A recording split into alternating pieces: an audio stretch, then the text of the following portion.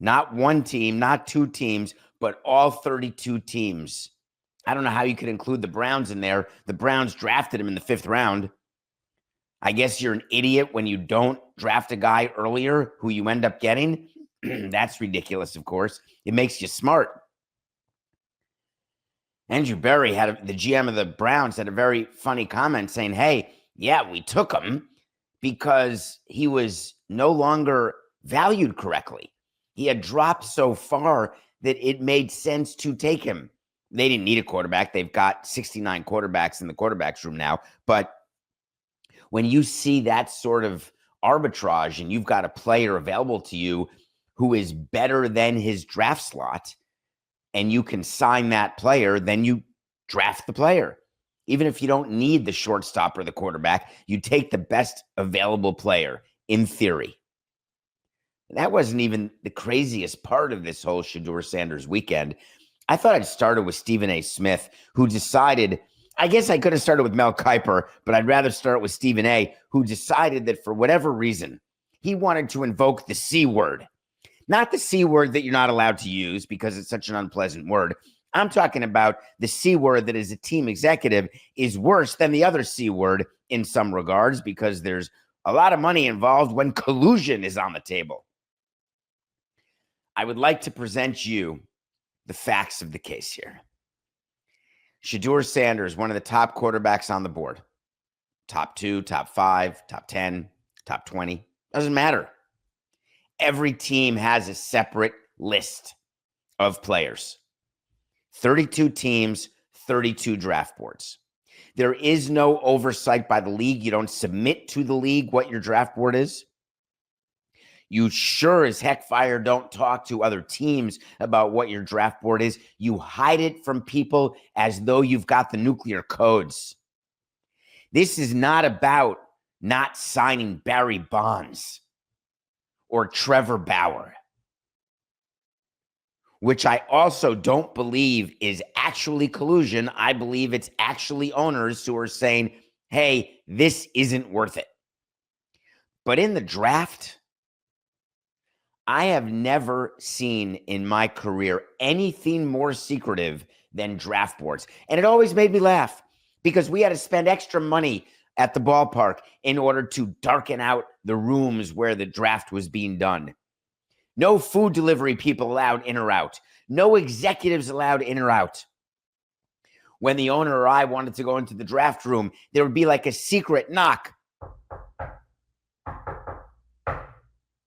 Of course, the owner would just barge right in, was given a key, a locked room where the master key wouldn't work during the draft. Just insanity. So you think that all the teams got together and said, here's what we're going to do. We're going to make the entire draft all about Shedeur Sanders.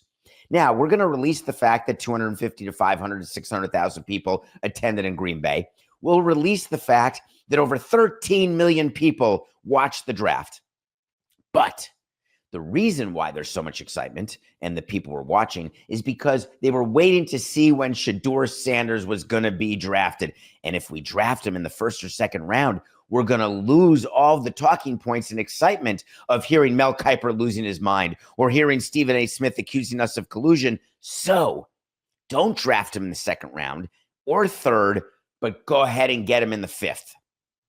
It's so ridiculous that I have a hard time even acknowledging what Stephen A. Smith's point was. Him having to agree that it's a Kaepernick-level collusion. Messing up everything, he said. What's been done to Shadur will outshine everything else in the draft. We'll never believe this is about just talent evaluation again. Well, the good news is it doesn't matter what the media believes because we don't spend 1 second thinking about it. And I'm sitting here in the chair now. Not 1 second. Hey, hold on. I'm getting a call from another team. Hey, make sure you don't draft John Cocktoaston from West Virginia until the 7th round. All right, let me call my scouting people. It's so ridiculous. I don't even understand where it comes from. Mel Kiper saying the NFL has been clueless evaluating quarterbacks. Based on what? He looked completely unhinged all weekend, as though there was something being done against him. Is the clueless part, is the fact that there's never been a good quarterback who has been drafted? Correct me if I'm wrong here, Coca, and I probably have this wrong. Was Tom Brady the number 1 overall pick? I can't remember whether he was first round and first pick. Something in my head tells me that he wasn't, but he may have been. Hold on, let me keep going. Let me keep going about all the good quarterbacks out there. There's this guy who, for the Ravens. His name is Lamar Jackson.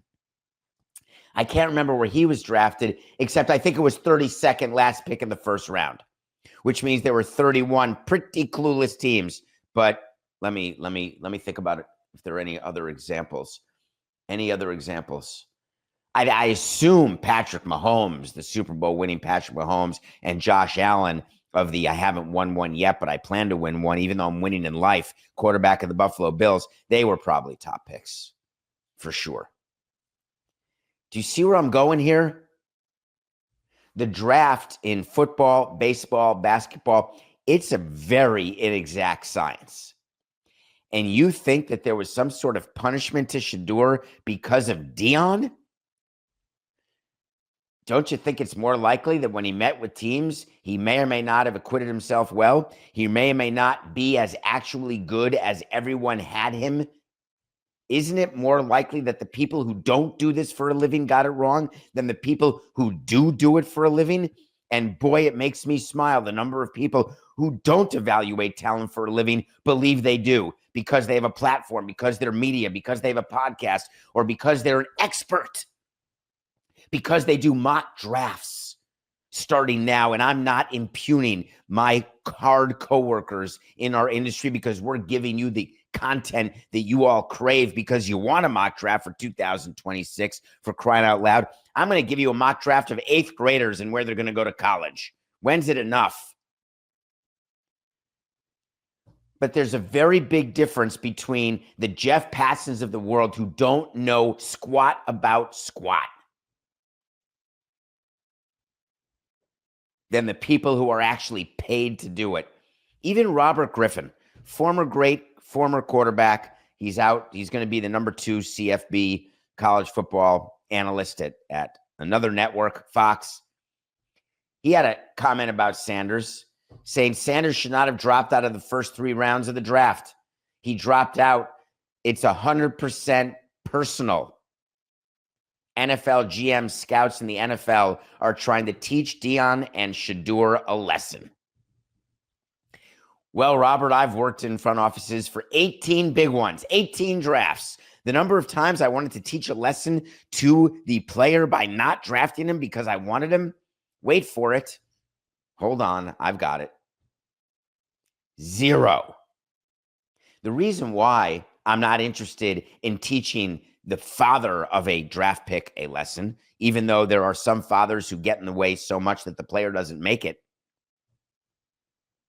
The reason I don't want to be in the business of teaching a kid a lesson, for crying out loud, we took a first-round draft pick who ended up having drug issues. We took a first-round draft pick who ended up not performing. We took a second-round draft pick who has a chance for the Hall of Fame. It is impossibly difficult to articulate how to succeed fully in the draft because it doesn't happen with any team.